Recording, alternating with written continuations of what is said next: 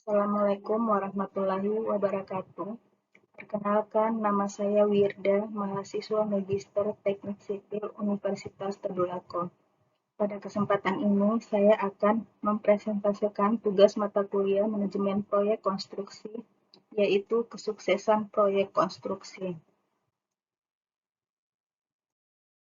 Untuk mengetahui kesuksesan proyek, sebaiknya kita memahami dulu yang dimaksud dengan proyek konstruksi, di mana pengertian proyek menurut Wikipedia adalah sebagai sebuah usaha kolaboratif dan juga seringkali melibatkan penelitian atau desain yang direncanakan untuk mencapai tujuan tertentu. Sedangkan menurut Abrar Hussein, proyek adalah gabungan dari sumber daya seperti manusia, material, peralatan, dan biaya yang dihimpun dalam suatu wadah organisasi sementara untuk mencapai sasaran dan tujuan.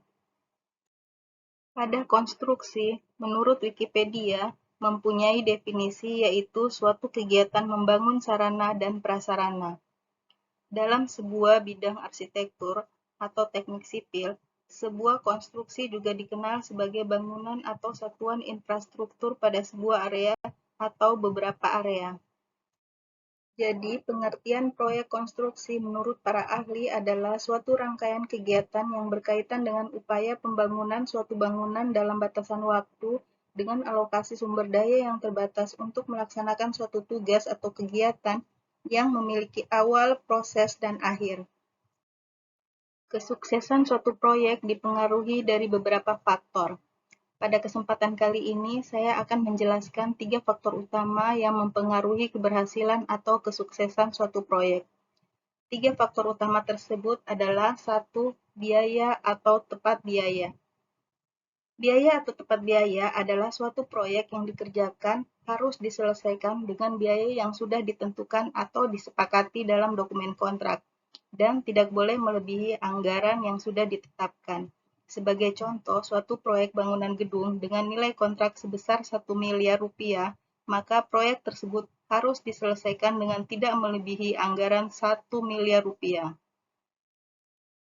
Yang kedua adalah mutu atau tepat mutu. Salah satu kriteria dasar sebagai parameter kesuksesan proyek adalah kualitas atau mutu.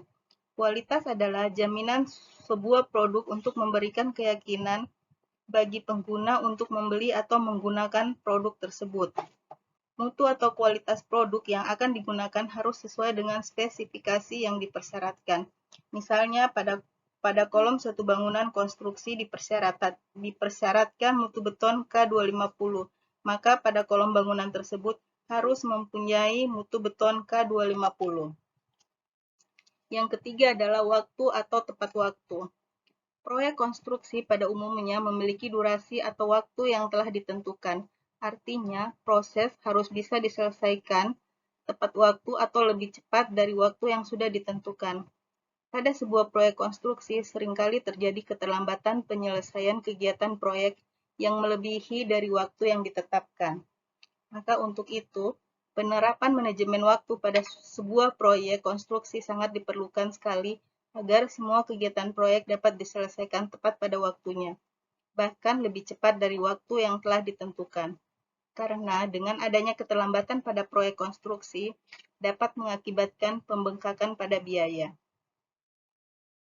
Jadi kesimpulan yang dapat diambil pada kesuksesan proyek adalah suatu proyek dapat dikatakan sukses atau berhasil jika proyek tersebut diselesaikan tepat waktu, sesuai anggaran dan kualitas baik, yaitu sesuai dengan spesifikasi atau kriteria yang dipersyaratkan. Demikian yang dapat saya sampaikan pada kesempatan ini. Saya akhiri. Wabillahi taufik wal hidayah. Wassalamualaikum warahmatullahi wabarakatuh. Terima kasih.